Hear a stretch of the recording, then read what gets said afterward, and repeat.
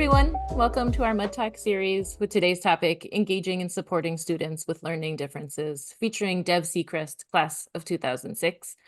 My name is Erin McNabb, Director in the Office of Alumni and Parent Relations, and proud member of the class of 2006 as well. We thank you for attending today's event. This talk is being recorded and will be distributed after the event. Please feel free to type your questions in the Q&A box, and we will try to get through as many questions as possible after the presentation. For a quick introduction, Dev is a transmasculine professor at a small college who focuses on classes for students who have struggled in previous math classes. He strives to share the joy of mathematics with those who have grown up believing that a good mathematician is someone who can complete 100 multiplication problems in the time allotted. Now, I'm going to turn it over to Dev. Thank you so much for being here today. The floor is yours. Thank you so much. So I wanted to start by showing up. Okay. I want to start by talking a little bit about kind of where I'm coming from and how I really started getting engaged in this topic. I have always tried to be understanding, but it's actually been really, really helpful learning from my kids.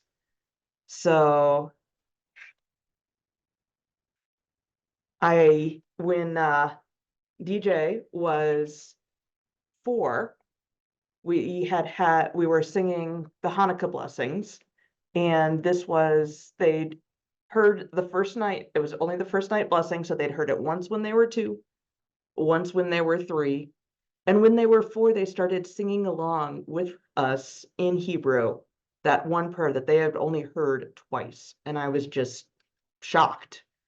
And they've done similar things, especially with languages. They recently counted to 10 in Japanese, and I asked when they learned to do that, and they said 5 years ago. I didn't say 5 years ago, but they said Daddy used to count to 10 in Japanese when he was helping us brush our teeth.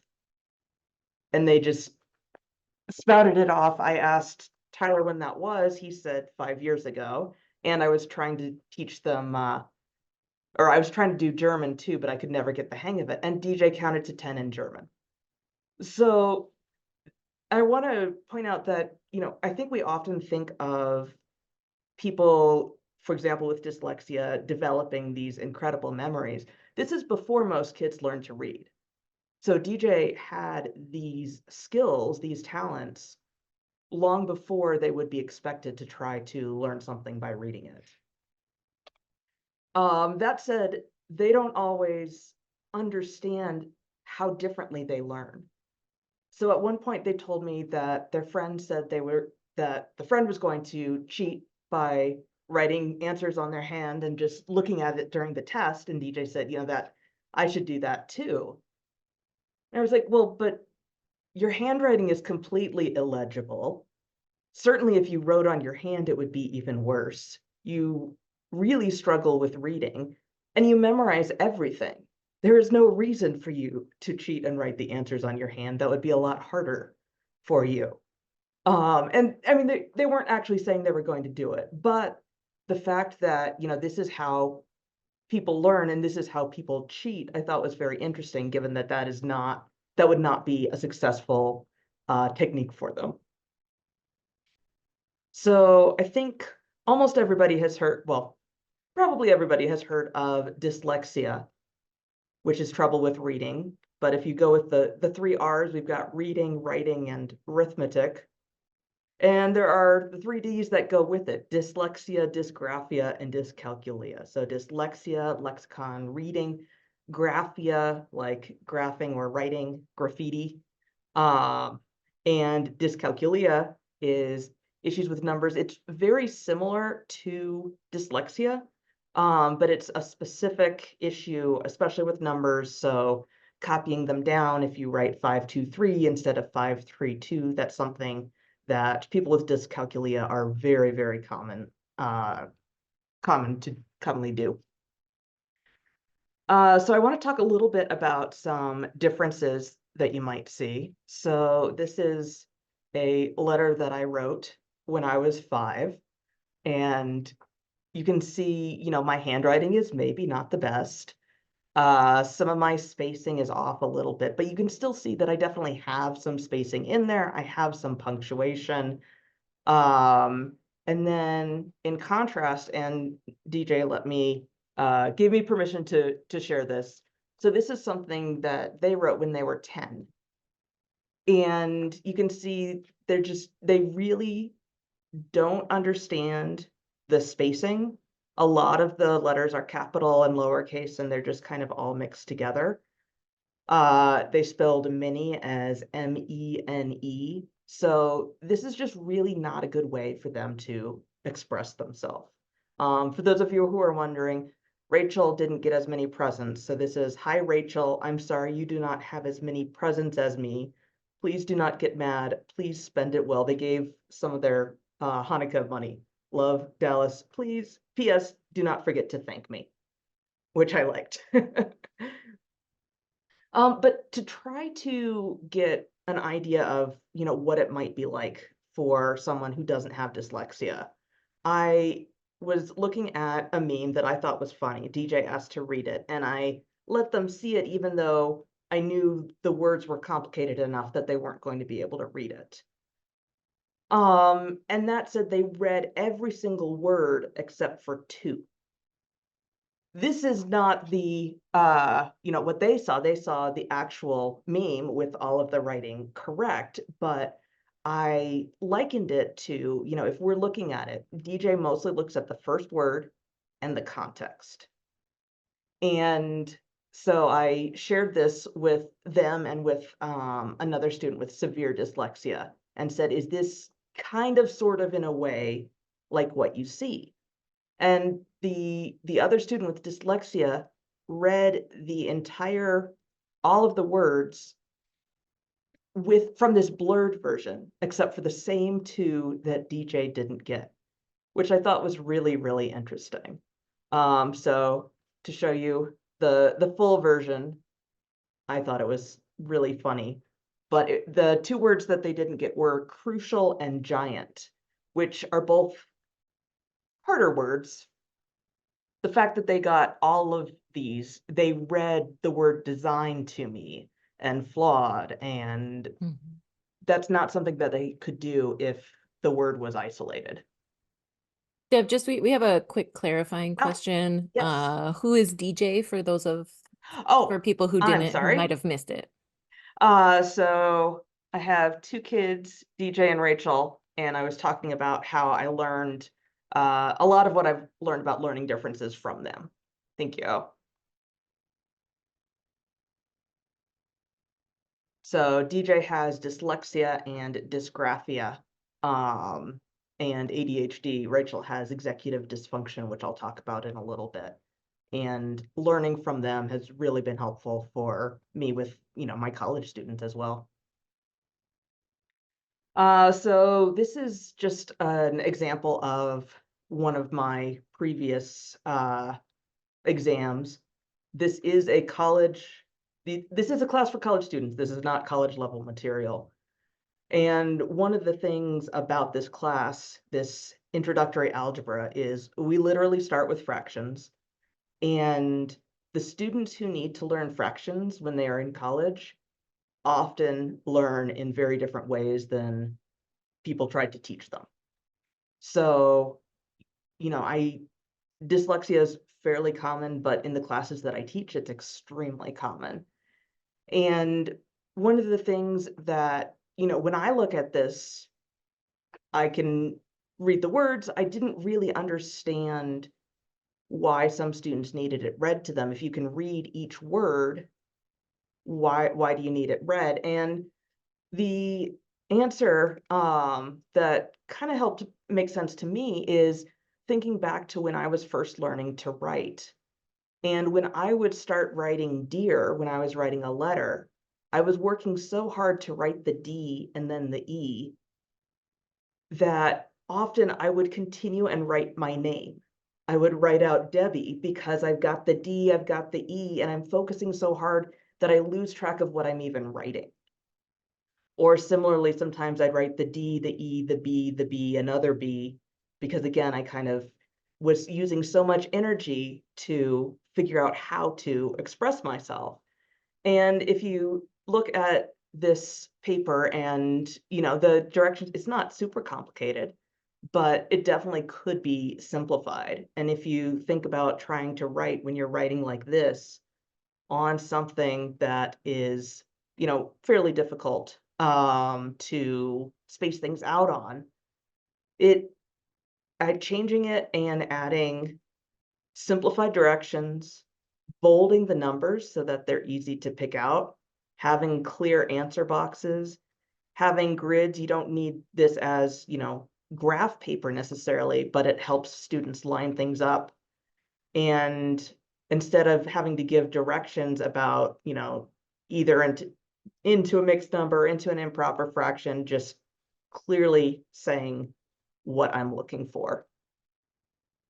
And that has been incredibly helpful for me too. It is so much easier to grade when they know exactly where to put their answer.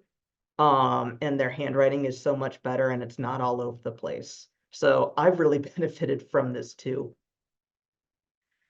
Just kind of emphasizing the directions getting much more clear and the comparison there. And I was even, again, not that either of these problems is at all hard to us, but I was able to make it a little more complicated by simplifying the directions and so on without students having more trouble. Again, you can see clearly asking, I want an improper fraction, instead of them having to sort through the directions. I like comics, so I thought that this was a really interesting take on things, where you have one kid in a wheelchair asking for the ramp, and it makes sense that they're shoveling the stairs first, sort of the needs of the many outweigh the needs of the few. But if you shovel the ramp, everybody can get in. The other kids don't have to use the stairs, they could use the ramp too.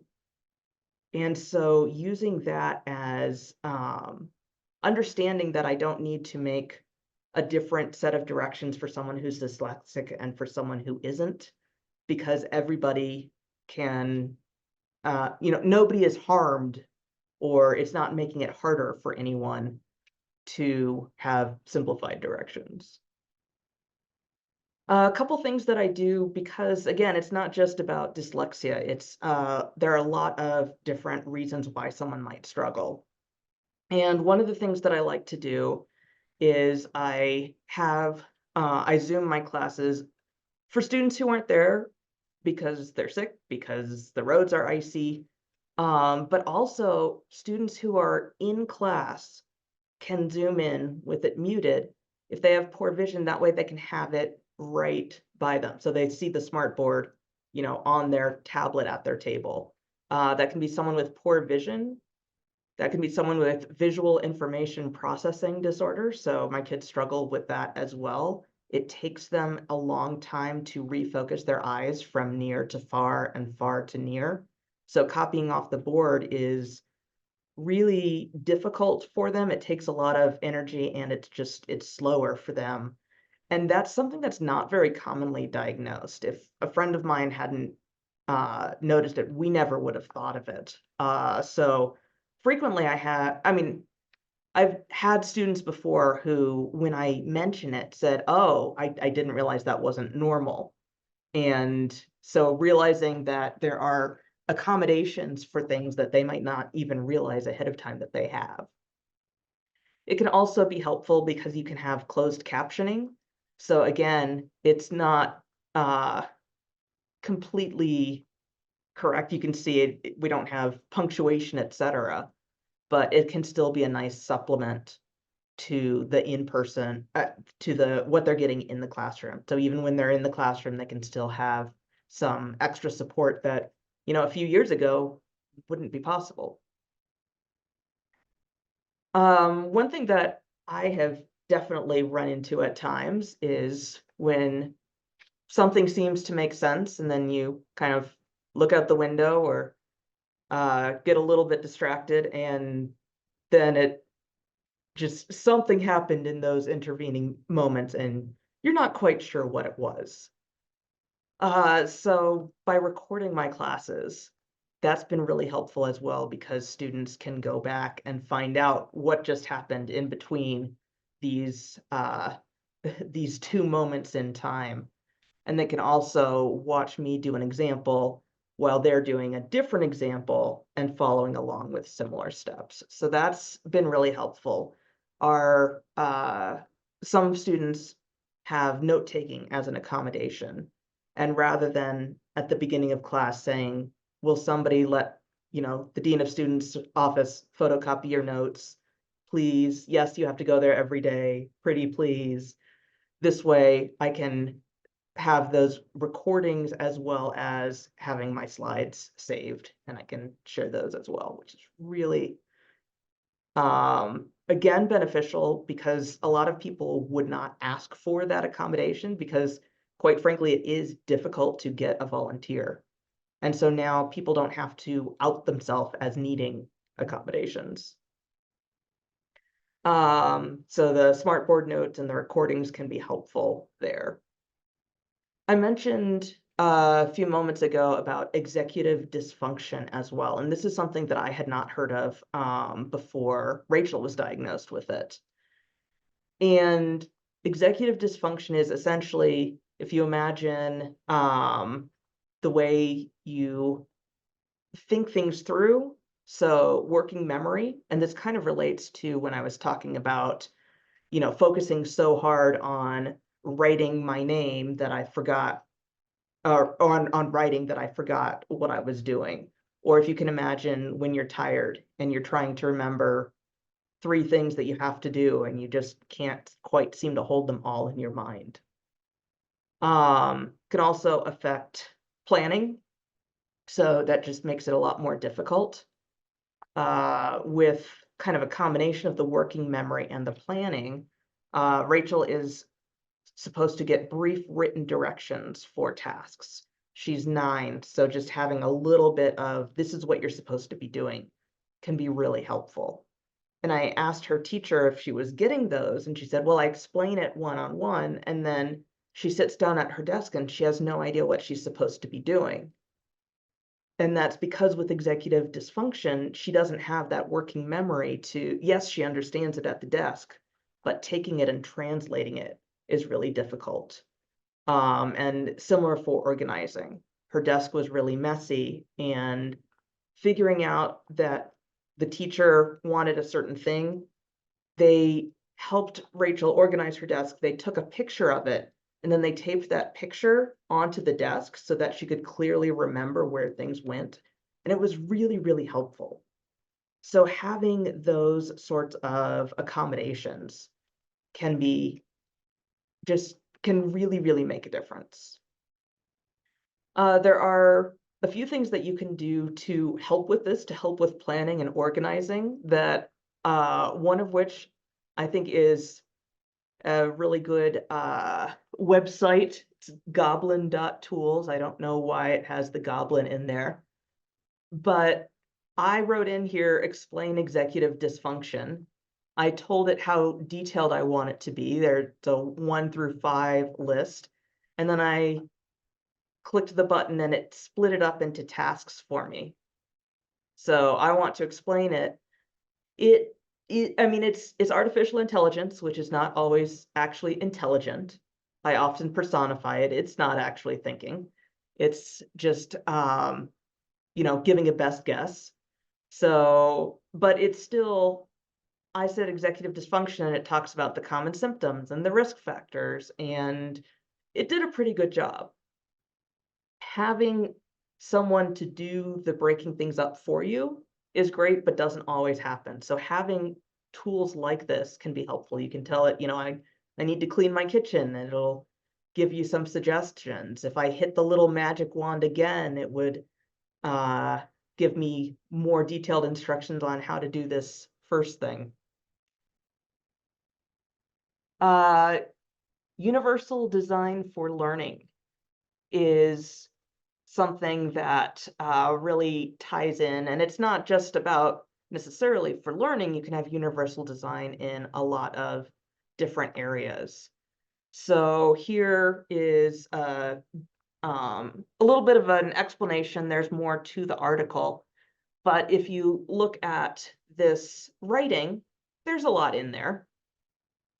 What I did was I used the Goblin tools again. They have what they call a formalizer, although you can use it to do a lot of different things.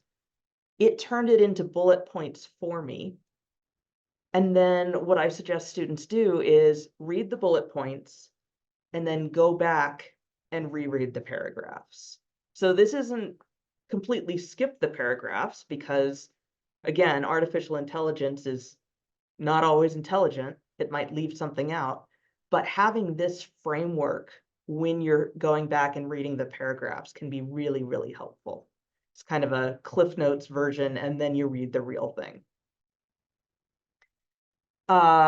The tools is also interesting. So I was diagnosed with autism, which did not really surprise anyone.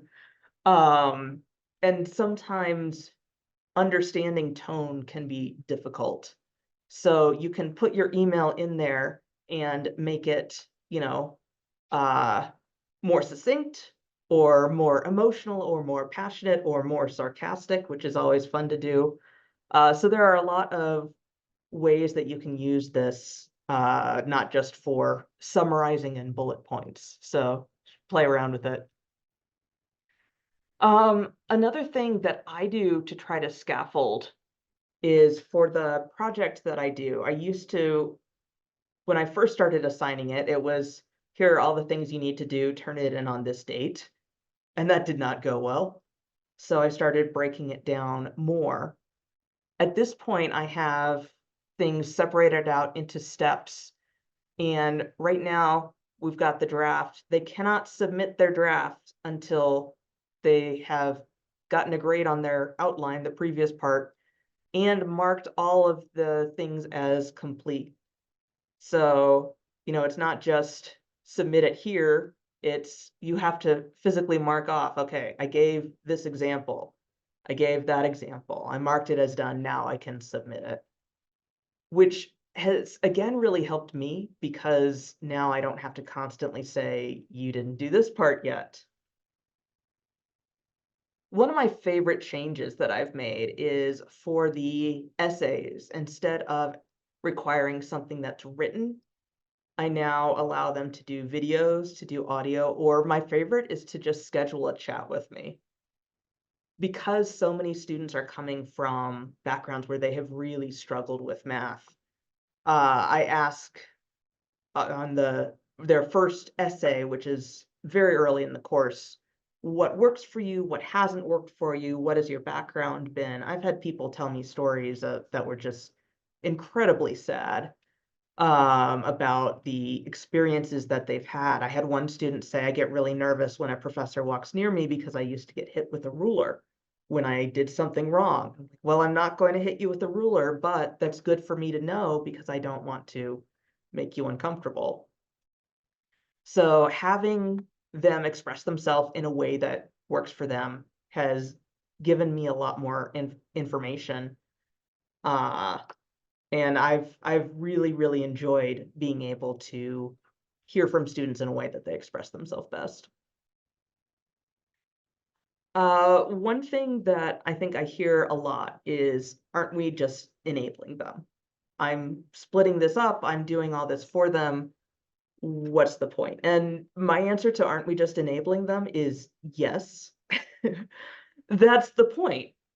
We are enabling them to go out and do these sorts of things. They realize, okay, the checklist helps.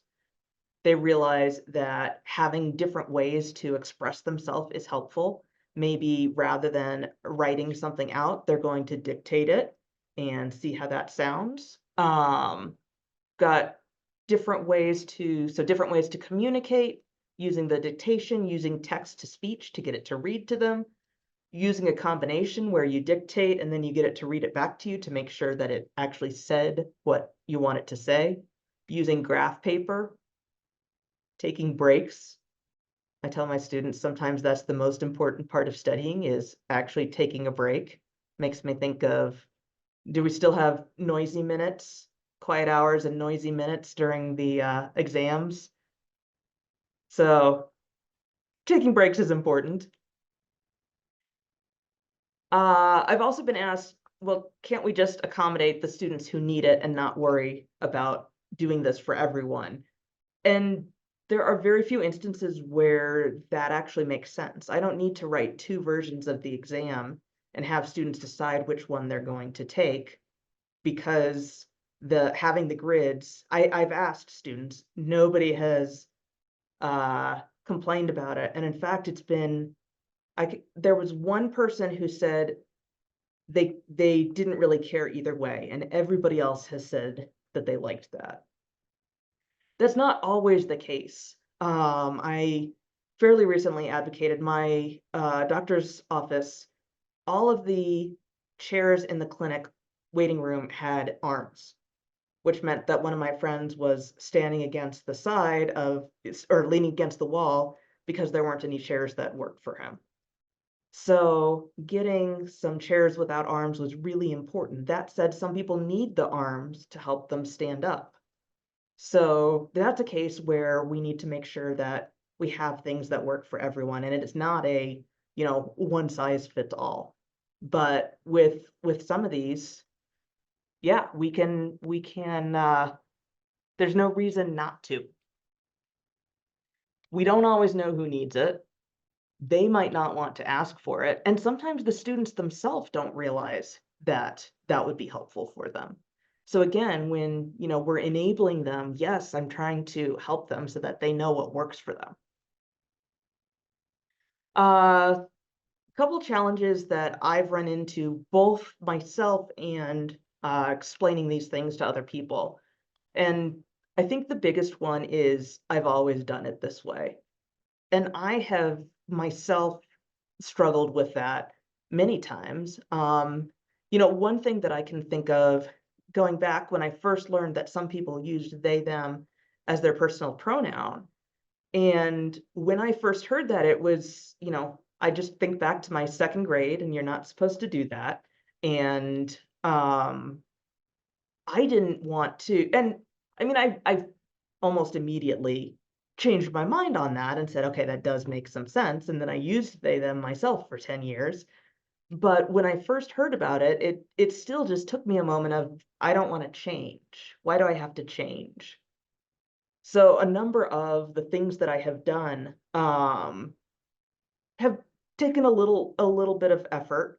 Most recently, I changed the font on all of my exams and all of my emails and so on to a sans serif font, which is not, to me, it looks wrong. I have a certain font that I like, but it's a lot easier for some people to read.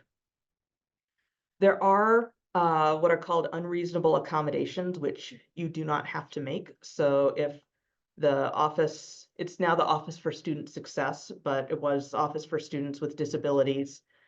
If they ask for a certain thing, you do not have to accommodate if it essentially changes the nature of the class. So one example, I actually teach a class that has a lot of Prof. Benjamin things in it. And we watch one of his videos and look at, okay, how does he square large numbers? And we're going to use it for 24. But the point is not to give me the answer to 24 squared. The point is to turn it into 20 plus 4 and essentially, FOIL, double distribute, whatever you want to call it, partition it up and solve it by solving 4 easier problems and putting them together. So the point is not to get the calculation. Having a calculator would not be a reasonable accommodation in this example. But some of my students know their multiplication tables. Finding a way to give them what they need without compromising the point of the assignment has been something that I've really had to think about. I wanted to share another resource that I have really liked. It's given This talks about a lot of different universal design topics, some things that I've gone over, some other things. And honestly, I come back to this periodically, and I don't, I didn't say, okay, today, or this class, I'm going to implement universal design. It's just been a little bit at a time, and it's kind of nice to head back to this and, okay, what do I feel like might be a good next step, a good next thing for me to work on?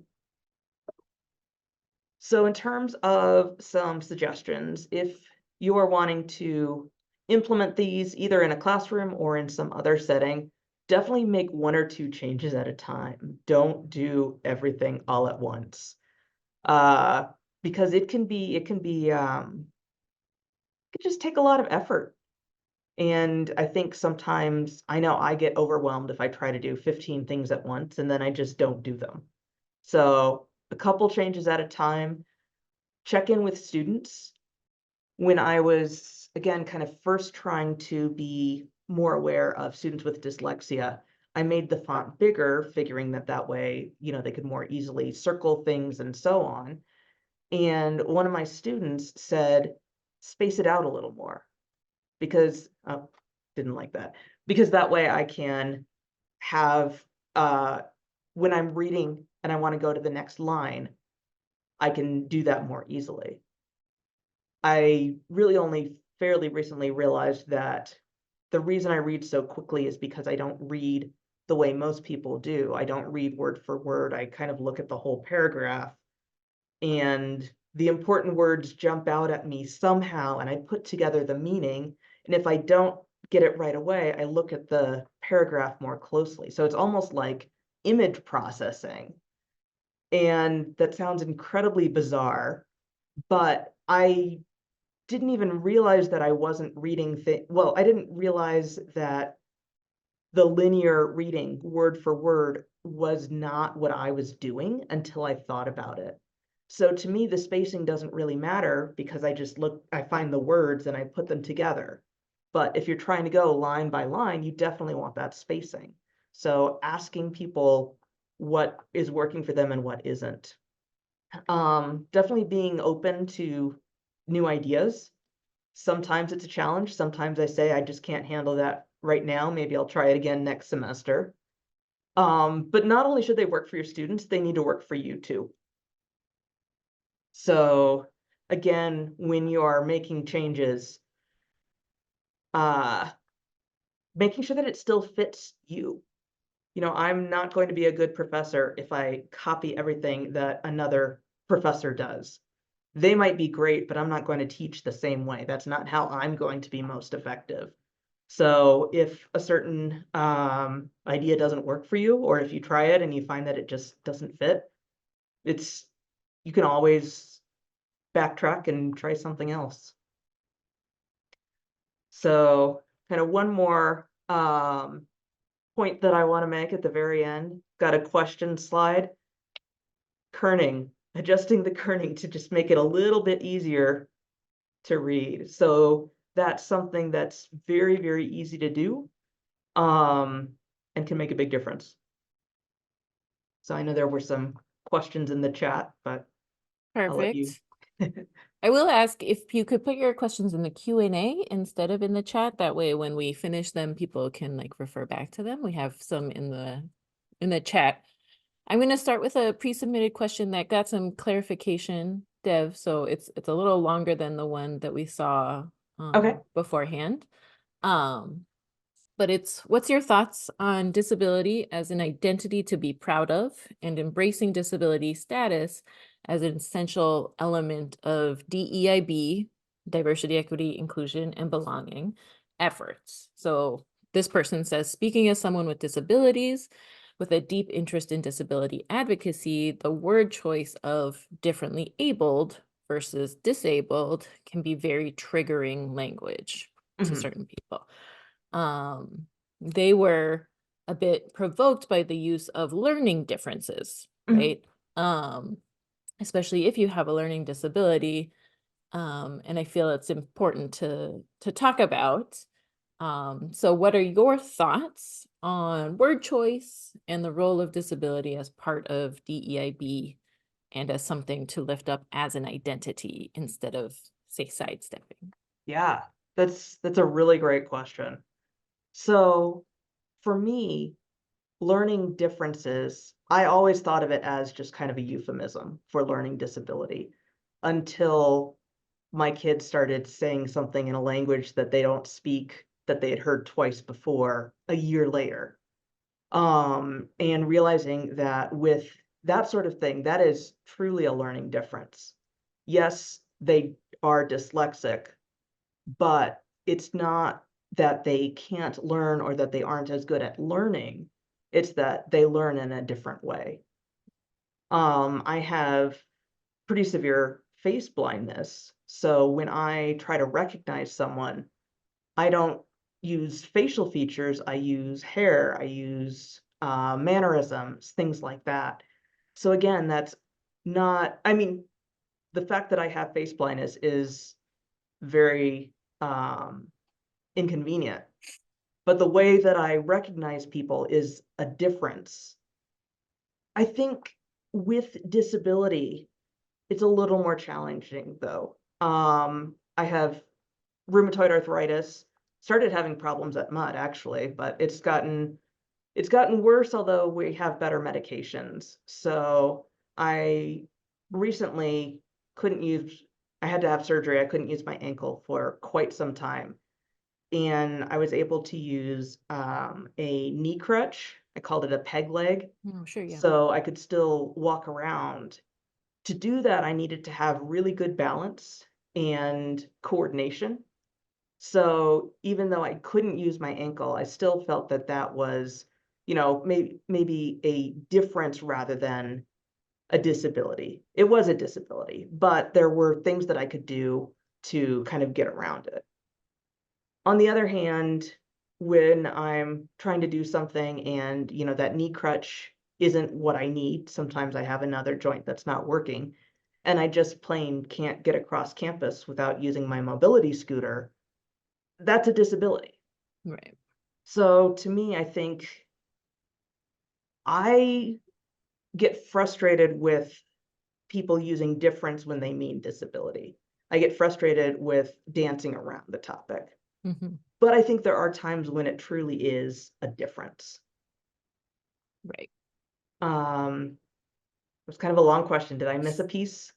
I'm trying to It's a think. good question. Um,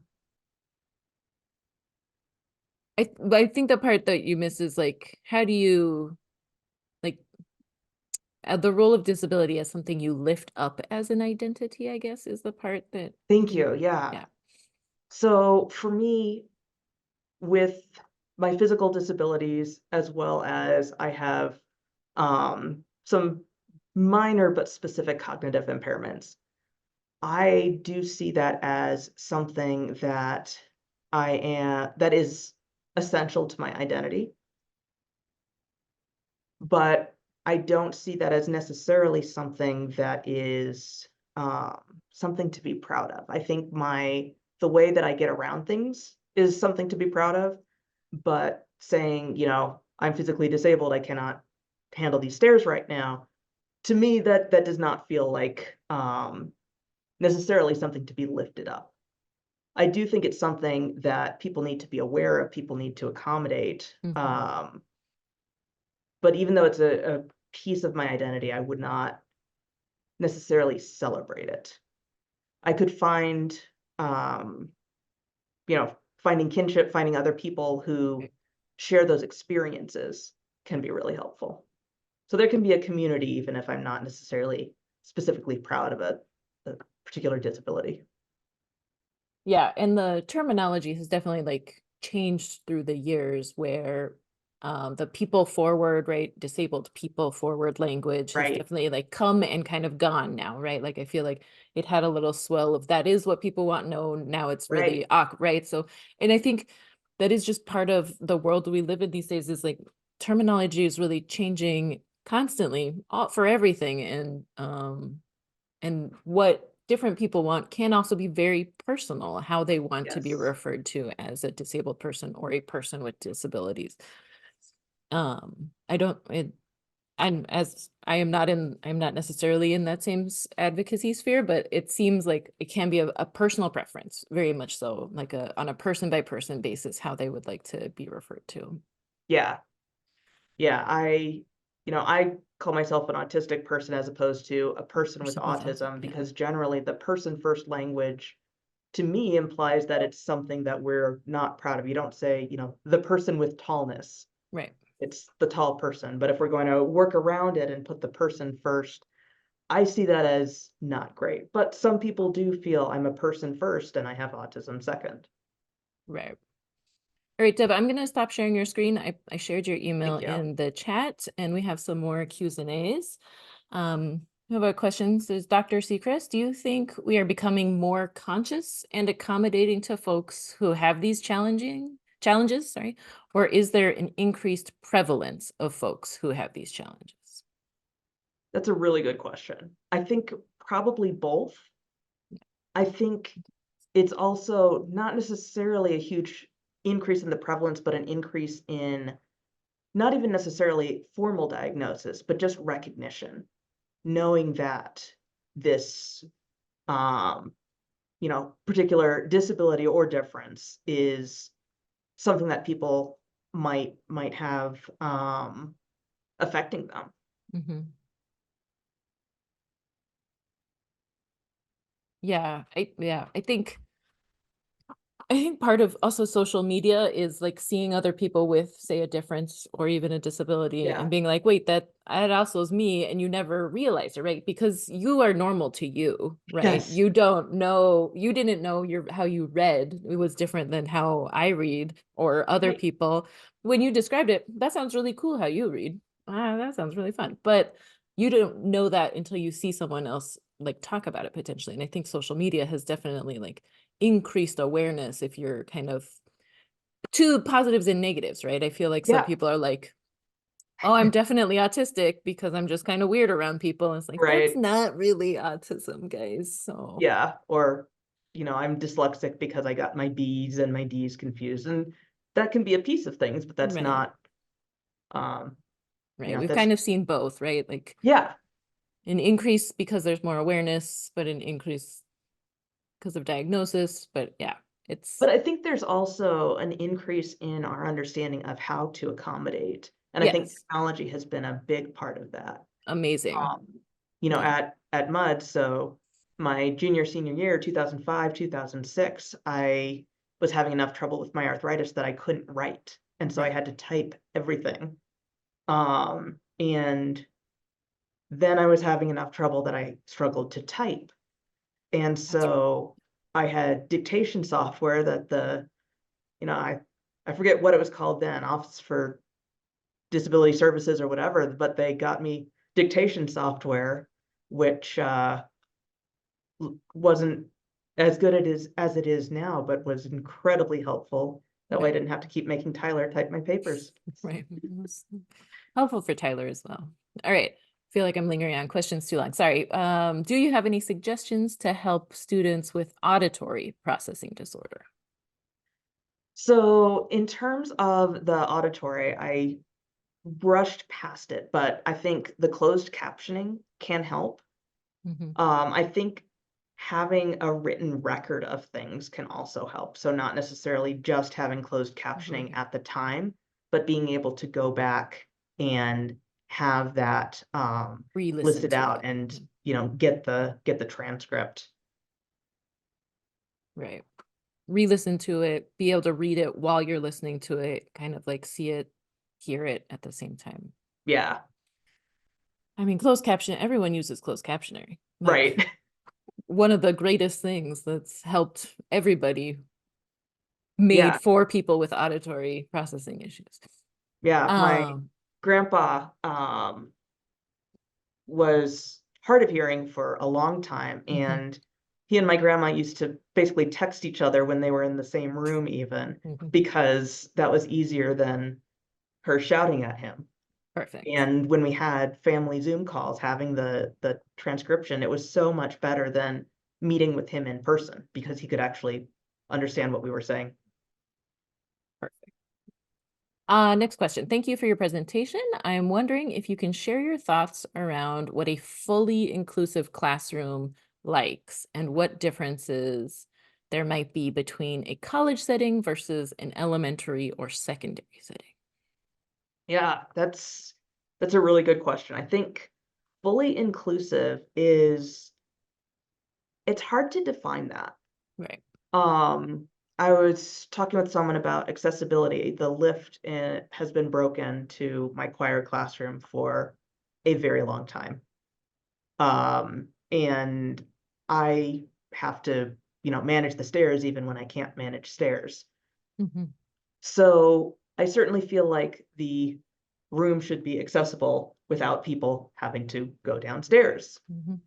But if you take it to the extreme of absolutely everybody needs to be able to access, the choir room, then we're talking, people who need ventilators and people, and if you take it to the extreme, you can't take it to the extreme.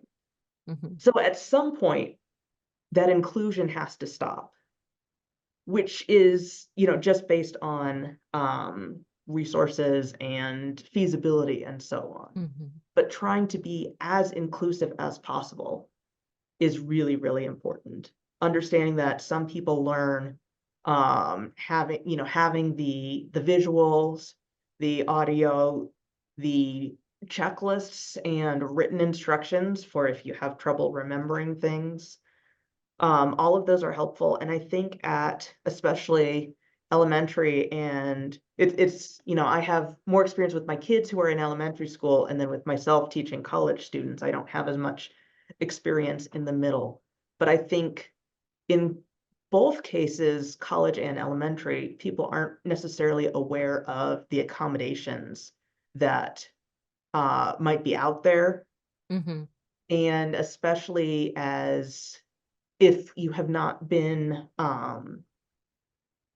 if you're not well versed in terms of various disabilities, such as the visual processing disorder. Hmm. I had no clue that some people took so much longer to refocus their eyes, and the kids couldn't tell me because they didn't know that other people did it faster. Yeah. And at an Um, elementary school like level, you're dealing with them not being able to necessarily communicate what would help exactly. them. Right. Exactly. So I think in a college classroom, even if they haven't heard of it, when I describe visual processing issues, sometimes I have students say like, "Oh, I have that too." Whereas in an elementary school classroom, you're not nearly as likely to have that self-awareness.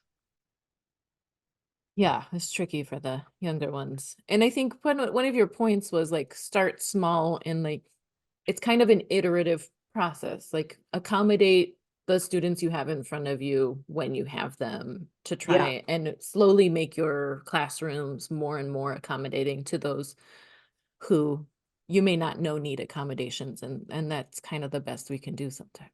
yeah. I've never had a student who's completely blind in my classes. And if I did, I'd need to change a lot of things. That's Right. something that I've talked with a friend who did have that, and Hmm. talked about like etching the graph so that they can feel it with their finger and things like that. But I haven't put a lot of focus into that because there are other things with students that I currently have. Right. Great. We got another question. I teach math at a community college, and I often have students tell me some version of I'm bad at math. Do you have any recommendations about how to respond? Personally, I often bring it, relate it to me, I'm bad at art. I started school early, and my art teacher actually called a parent-teacher conference because my art was so bad, when I was in first grade. And when she found out I was only 4, she was okay with it because that was developmentally appropriate. But I did not draw the same way the other kids did, and I just, "Okay, I guess I'm bad at art. I guess I can't draw."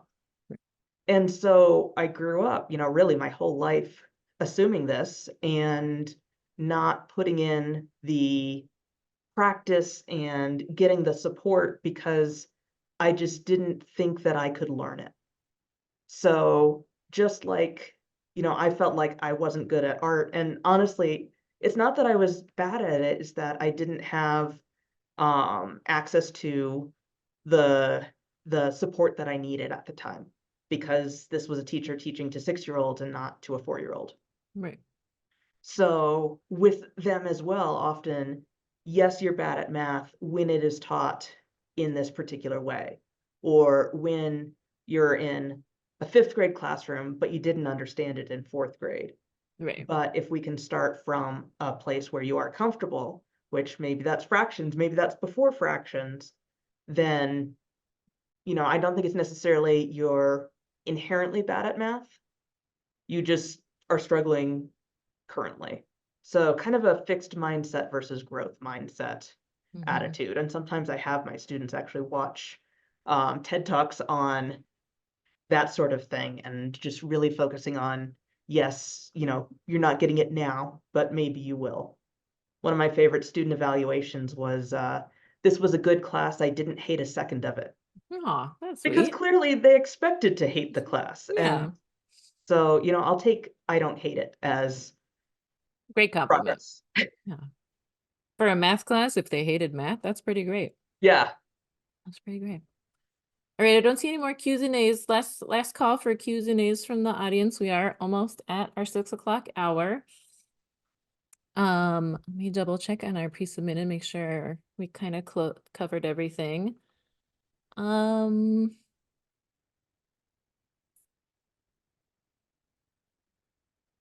think there's someone mentioned how do you get started when it feels intimidating? We talked about like the iterative slow process.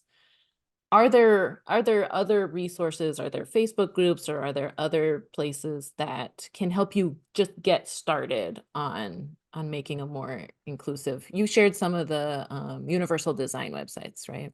Yeah, so universal design has been something that I've really focused on, Mhm. and that includes physical things. So, for example, ADA, Americans with Disabilities Act, requires that doors have 32 inches of clearance, Right. which is enough for most things. That said, in our building, the crash bar that you push sticks Yeah. out, and so you have 30.5 inches, and so I have to warn my students ahead of time that certain wheelchairs and mobility scooters will not be able to get into the building, and if they have those, we will move the classroom. Right. Universal design, instead of requiring 32 inches, requires 36 inches. So it just takes it a little bit further. Mm-hmm. It also makes it so that it's not separate. This isn't necessarily, oh yeah, wheelchair users go around the back. It's incorporated in. So Mm-hmm. whether that's something physical or something like where I have, the closed captioning incorporated in with the recording as opposed to on some separate Right. device. I think that's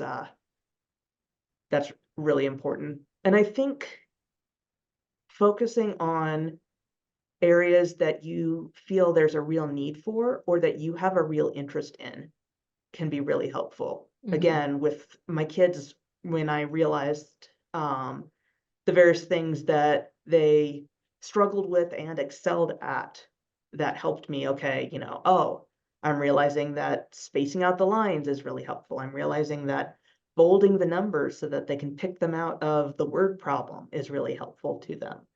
Um,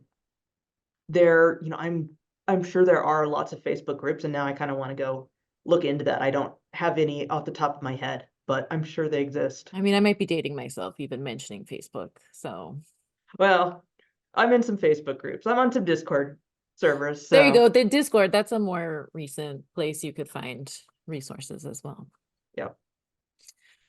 Well, thank you. I want to thank Deb for joining us today, and thank you for sharing your knowledge and insights with us. Thank you to our audience for your question and participating in the chat, and attending this event. We will follow up in the next week or so with a recorded video and any presentation materials shared. We have 2 more Mud Talks this spring. The next one is February 22nd about creative coding with Katarina Hoger, class of 13, and Jessica Stringham, class of 13. Also, we want to welcome you all back to campus for our inauguration of President Harriet Nebhart, which is very exciting next month. February 29th and March 1st back on campus. It's hmc.edu/inauguration for any details about that one. All future events can be found on our website, alumni.hmc.edu, and have a great night, and we'll see you next time. Thanks, everybody. Thank you so much.